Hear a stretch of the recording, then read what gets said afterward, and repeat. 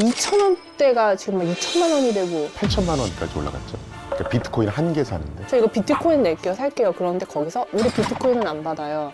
그건 전자화폐가 아닙니다. 용산 가서 컴퓨터에 막 꽂습니다. 예. 40억입니다. 완전 이해 쉽다. 전혀 모르던 세상의 얘기를 지금 듣고 있어요. 저 차이나는 클래스에서 네. 내셨었다고. 기억 안 나신다면서요? 선생님 기억이 나는데 내용이 근데 제가 확실히 기억하는 건 네. 그 차이나 클래스 PD님이 네. 제일 중요한 사람이 홍 선생입니다. 이 얘기는 했었어요. 저를 이해시켜야 된다 이런 거지. 제일 무식한 사람이다 이런 내용인 것 같아요.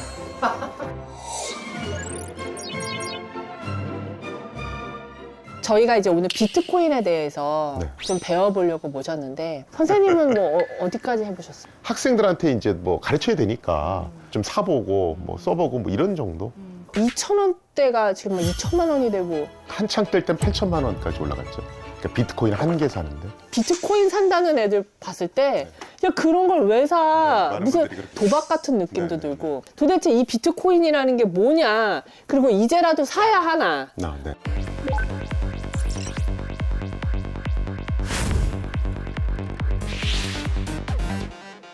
전자화폐라는 것부터 먼저 한번 설명을 해야 될 것 같아요. 네. 말 그대로 디지털로 된 화폐입니다. 그래서 우리 뭐 스마트폰에 저장할 수도 있고 컴퓨터에 저장할 수도 있고 뭐 이런 화폐들. 이 디지털 화폐가 왜 나왔냐 하면 우리가 일상생활에서 물건을 사고 돈 지불할 때 어떻게 하나요?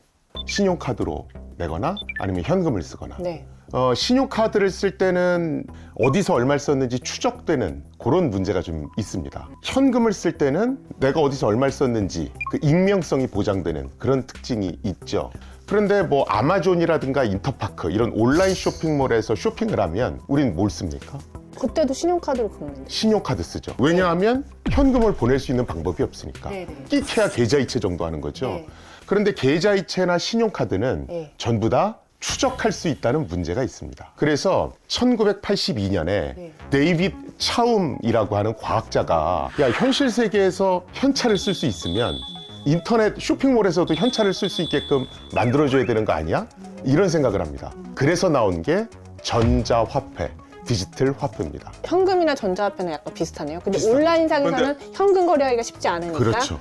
온라인상에서 쓸 수 현금 있는 같은. 현금. 그게 바로 전자화폐입니다. 네. 근데 또 이런 거 얘기하면 예전에 그럼 싸이월드에서 쓰던 도토리 같은 게 네네. 전자화폐인가요? 이렇게 물으시는 분들이 있어요. 네네. 그건 전자화폐가 아닙니다. 왜요? 왜냐하면 싸이월드를 운영하고 있는 회사는 누가 도토리를 몇 개 갖고 있고 그 도토리를 어디 썼는지를 다 추적할 수 있거든요. 추적할 수 없어야 전자화폐예요. 그렇죠. 오. 이 비트코인도 전자화폐의 한 종류거든요. 그래서 비트코인을 왜 씁니까? 그러면 이건 전자화폐의 한 종류고요. 프라이버시를 지키기 위해서 씁니다. 이거 인터넷상의 현찰입니다. 이렇게 얘기하시면 됩니다. 그러면은 비트코인이 한 종류라고 하셨는데 다른 전자화폐들도 많아요? 뭐 이더리움도 있고요. 네. 뭐 카르다노라는 하는 것도 있고 리플이라고 하는 것도 있고 우리가 돈을 보면 원화도 있고 엔화도 있고 네. 달러도 있고 되게 종류가 많잖아요. 네네네. 이런 걸 다 화폐 이렇게 얘기하죠. 네네. 똑같은 겁니다. 근데 그 중에서 왜 유독 비트코인만 뜬 거예요? 그 시대상하고 관련이 있습니다. 비트코인의 가격이 막 천정부지로 올라갈 그 시점이 언제냐 하면 중국의 신흥부자들이 많이 생길 때입니다. 중국은 부자들이 돈 많이 가진 거를 좀 관리하잖아요. 그렇죠. 그 돈을 추적 안 당하게끔 뭔가 다른 곳에 빼낼 방법이 필요했던 거예요. 그렇죠. 그래서 비트코인으로 바꿔서 미국으로 가져갑니다. 미국에서 다시 달러로 바꿔서 건물에 투자한다거나 이런 걸 하는 겁니다. 그런데 중국에서 신흥부자들이 비트코인을 사려고 몰려들면서 수요가 많아지니까 가격이 계속 폭등하기 시작을 합니다. 네. 그런데 이게 익명성이 보장되니까 추적이 안 되는 거죠. 그런데 그 열풍이 그대로 우리나라로 들어옵니다. 제가 궁금한 게 그게 손뼉도 마주쳐야 소리가 난다고 네. 나만 비트코인 갖고 있는다고 될 일이 아니잖아요. 저 이거 비트코인 낼게요, 살게요. 그런데 거기서 우리 비트코인은 안 받아요. 이럴 수도 있는 거예요. 당연히 그럴 수 있죠. 네. 그런데 실제로 비트코인으로 물건을 살 수 있는 그런 온라인 상점이 생각보다 꽤 많습니다. 뭐 해커들 같이 자기 신분을 숨기고 싶어 하는 사람들, 그런 사람들은 꽤 오래전부터 비트코인 같은 전자화폐를 쓰고 있었고요. 그게 이제 온라인 쇼핑몰에서 벗어나서 그냥 일반 카페라든가 음식점, 일반 가게 이런 데까지도 이제 널리 퍼졌다라고 보시면 되고요. 동전 하나로 1,000만 원짜리 차를 샀는데 하루 만에 1,500원이 된 거니까 이게 화폐 기능이 되는 건가? 이제 중요한 질문을 해주셨는데, 옛날에는 비트코인 가격이 굉장히 일정했습니다. 그래서 화폐 기능을 했어요. 보통 옛날에는 비트코인 한 개 살려면 뭐 0.03달러, 그러니까 1달러 미만이었거든요. 그런데 중국에서 신흥부자들이 비트코인을 살려고 몰려들면서 수요가 많아지는 거예요. 수요가 많아지니까 환율이 올라가면서 가격이 계속 폭등하기 시작을 합니다. 그러면서 사람들이 이걸 화폐로 인식하는 게 아니라 마치 금, 주식 사듯이 투자의 대상으로 보기 시작하는 거예요. 이렇게 되면서 가격이 급등락을 반복하기 시작합니다. 8천만 원까지 치솟았다고 그렇죠. 하나에. 그렇죠. 그래서 가격을 보면 올라갔다 내려갔다 올라갔다 내려갔다 이러거든요. 자기가 갖고 있는 비트코인을 화폐처럼 쓰려고 안 합니다. 왜냐하면 내가 지금 비트코인으로 대금을 지불했는데 가격이 오를 수도 있잖아요. 그러니까 이거 잘 안 쓰려고 그런단 말이에요. 비트코인을 화폐로 쓰려는 사람들이 자꾸 없어지는 거예요. 그래서 지금의 비트코인은 화폐로서의 성질은 잃어버렸다. 그리고 지금은 이 비트코인이 뭐 금이라든가 주식같이 어떤 투자의 대상, 일종의 어떤 자산의 성격을 갖기 시작했다. 이렇게 보시면 될 것 같아요. 그런데 이런 게 있어요. 돈도 계속 찍어내면 돈의 가치가 떨어지잖아요. 네. 이제 중요한 질문을 해주셨는데, 비트코인은 처음 프로그램을 만들 때 총 발행량을 2,100만 개로 딱 정해놨어요. 그런데 비트코인은 채굴을 한다던데 네네. 채굴 같은 걸 해서 계속 만들어낼 수 있는 거예요? 그 채굴이라는 것 때문에 이제 비트코인을 되게 혼란스러워 하세요. 네. 근데 이제 채굴 얘기를 하기 전에 네네. 블록체인이라는 얘기를 먼저 드리는 게 나을 것 같아요. 네네. 사실은 우리가 전자화폐를 만들 때 조금 신경 써야 되는 부분이 있어요. 그게 뭐냐면, 우리 5만 원권 보시면 여러 가지 위조 방지 장치를 종이로 된 화폐에는 인쇄해 놓습니다. 네네. 자, 근데 전자화폐는 컴퓨터 프로그램을 이용해서 만든 디지털 화폐잖아요. 네. 그런데 이 디지털이라는 게 복사가 쉽다는 특징이 있습니다. 예를 들어 내가 1비트코인을 갖고 있어요. 이걸 그냥 10번 복사합니다. 그럼 비트코인 10개가 되는 거잖아요. 예. 그런데 디지털의 속성상 복사를 하면 원본하고 복사본이 똑같습니다. 그럼 뭐 어떻게 해요? 이 얘기는 무슨 얘기냐면, 위조하기가 훨씬 쉽다는 걸 뜻해요. 그래서 우리가 전자화폐를 만들 때 제일 신경 써야 하는 부분이 어떻게 하면 위조 디지털 화폐를 잡을까? 요걸 신경 써야 되는 게 굉장히 중요합니다. 그걸 처음에 했던 사람이 데이빗 차움이라고 하는 사람입니다. 은행으로 하여금 위조 전자화폐 목록을 관리하도록 해놓습니다. 그래서 야, 은행, 네가 인터넷을 쭉 관찰하면서 위조 전자화폐가 눈에 띄면 그 일련 번호를 블랙리스트로 관리를 좀 해. 예를 들어 제가 전자화폐를 갖고 있어요. 이거를 홍진경 씨한테 줬습니다. 네. 그러면 홍진경 씨가 은행에다 물어보는 거예요. 내가 일련 번호 몇 번짜리 전자화폐 받았는데 이거 위조 화폐입니까 아닙니까? 신고 들어온 겁니까? 이렇게 물어봅니다. 그럼 은행이 자기 블랙리스트를 봐요. 그러면 이거 블랙리스트에 없습니다. 네. 안심하고 받으셔도 됩니다. 마치 우리가 신용카드 쓰는 거하고 비슷하다고 보시면 됩니다. 신용카드 쓸 때 카드를 상점 주인한테 주면 극죠. 그럼 카드 정보가 금융기관으로 날아갑니다. 그럼 이게 신고 들어온 거 아닌가 쭉 확인하죠. 만약에 신고 안 들어왔으면 오케이 신호를 상점에 주고, 그러면 전표가 찍찍 이렇게 출력돼서 나오잖아요. 그거랑 비슷하다고 보시면 됩니다. 이렇게 은행이 블랙리스트를 관리해주는 역할을 하도록 시스템을 만들어 놨습니다. 근데 비트코인은 언제 나왔냐면 2008년에 나왔습니다. 2008년에 무슨 일이 있었냐면 리만 브라더스 사태가 있었습니다.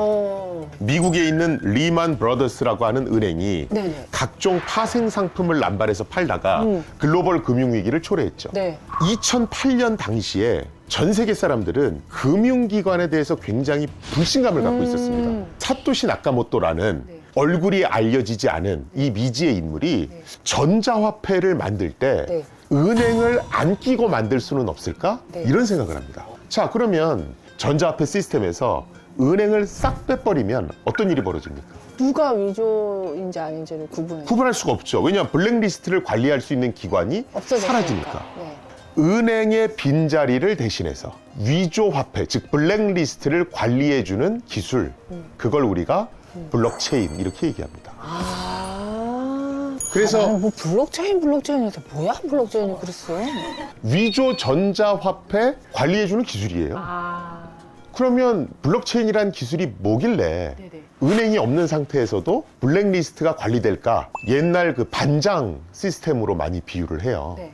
선생님이 교실을 잠깐 비우면 반장 앞에 나와서 떠든 사람 이름 적어. 이런 게 이제 전통적인 중앙 집중형 블랙리스트 관리 방식입니다. 이때는 반장이 왕이죠. 그렇죠? 그런데 이렇게 반장한테 모든 권한을 주면 억울한 일이 생길 수도 있어요. 왜냐하면 난 안 떠들었는데 반장한테 좀 밉보였다는 이유로 떠들었어. 이러고 이름 적을 수도 있죠. 그렇죠? 한 사람한테 모든 권한을 줘버리면 이 블랙리스트가 조작될 수 있는 위험이 있어요. 자, 이걸 조금 민주주의적으로 바꾸면 네. 다 종이를 꺼내십시오. 그래서 주변을 열심히 살펴보신 다음에 그 종이에다가 떠든 사람 이름을 다 적으십시오. 서로 감시하는. 그렇죠. 서로 감시하는 거죠. 네네. 이렇게 하면 조금 더 민주적이죠. 블록체인이 이거하고 똑같다라고 보시면 돼요. 서로 감시. 그렇죠. 비트코인 프로그램을 설치하잖아요. 예. 그러면 프로그램 두 개가 내 컴퓨터에 설치됩니다. 하나는 전자 지갑. 이거는 통장의 역할을 합니다. 돈을 다른 사람하고 주고받을 때 쓰는 거예요. 네. 요게 전자 지갑. 또 하나는 블록체인이라고 하는 프로그램이 설치됩니다. 자동으로 24시간 365일 인터넷을 계속 감시해요. 그러면서 위조 전자화폐를 찾아서 일련 번호를 기록하는 역할을 합니다.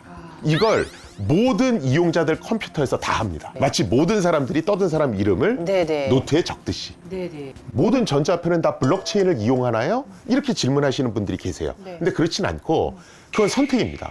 야, 나는 전자화폐 만들 때 은행을 끼고 만들 거야. 중앙에다 반장 두고 이렇게 만들 거야. 이걸 중앙 집중형 전자화폐 이렇게 얘기합니다. 또는 모든 사람들이 블랙리스트를 관리하는 식으로 블록체인을 이용해서 만드는 전자화폐도 있습니다. 이걸 탈중앙형 전자화폐 이렇게 얘기합니다.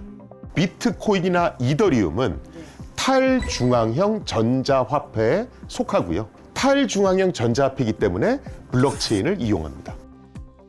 완전 이해 쉽다. 그런데 블록체인 기술을 이용해서 여러 명이 블랙리스트를 공동으로 관리하는 게 생각보다 또 그렇게 쉽진 않습니다. 이게 이제 왜 그러냐 하면 떠든 사람 이름 종이에다 적어주세요. 그리고 제가 10분 후에 그걸 쫙 봤잖아요. 네. 그러면 그 명단이 다 다릅니다. 담합을 하시는 분이 계십니다. 어. 내가 네 이름 빼줄 테니까 너도 내 이름 빼줘. 네네. 그런데 블랙리스트가 불일치한다는 건 문제가 될 수 있잖아요. 네네. 어떤 사람은 위조화폐라고 그러고 어떤 사람 아니라고 그러고. 그래서 이렇게 명단이 다 불일치할 때 이걸 조율할 수 있는 투표 기능이 내장돼 있습니다.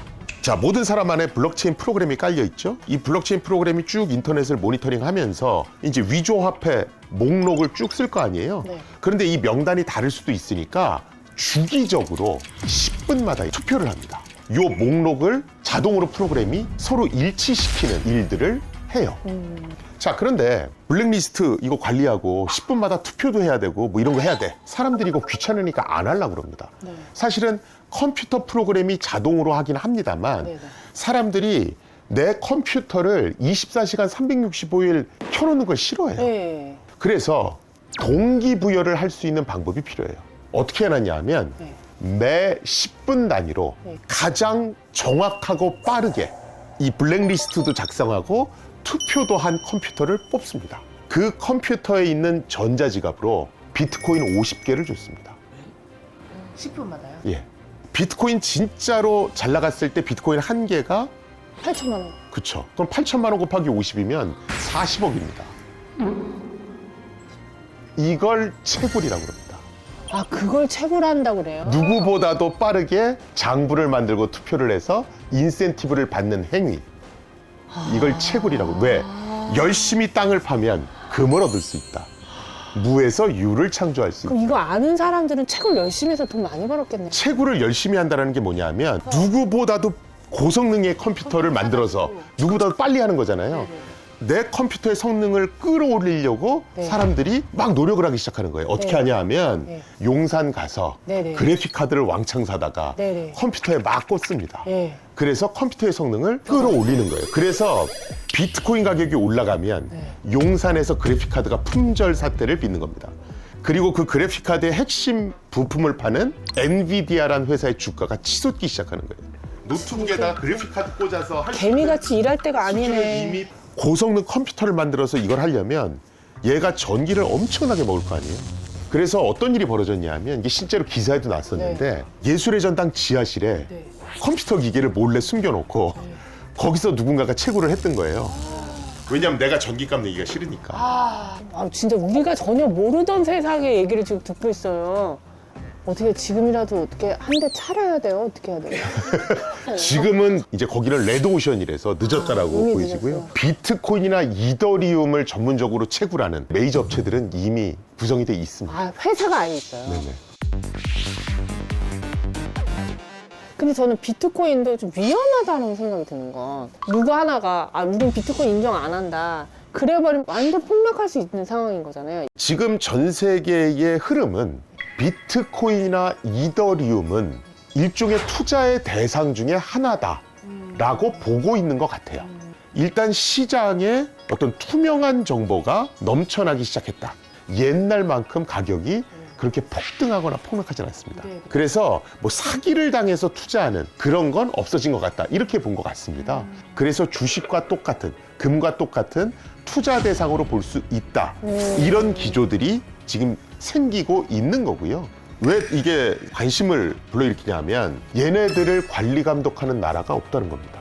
전 세계 사람들이 공동으로 관리한다는 거예요. 네네. 자, 이게 어떤 매력 포인트를 갖고 있냐면 네. 비트코인이나 이더리움은 지정학적 요인을 안 받죠.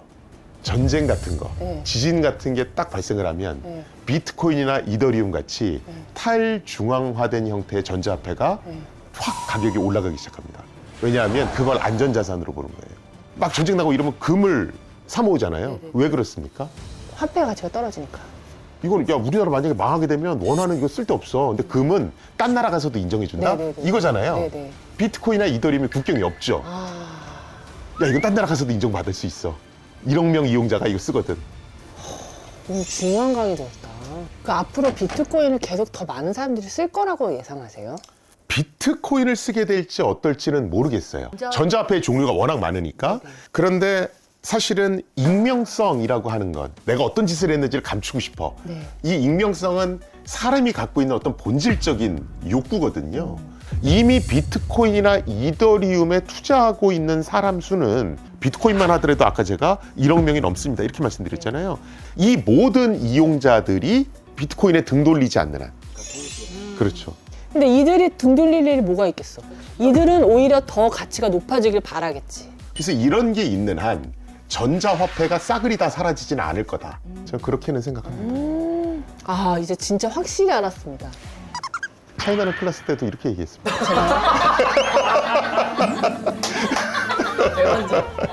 감사합니다, 선생님. 네, 고맙습니다. 네. 천재가 되자 천재가 되자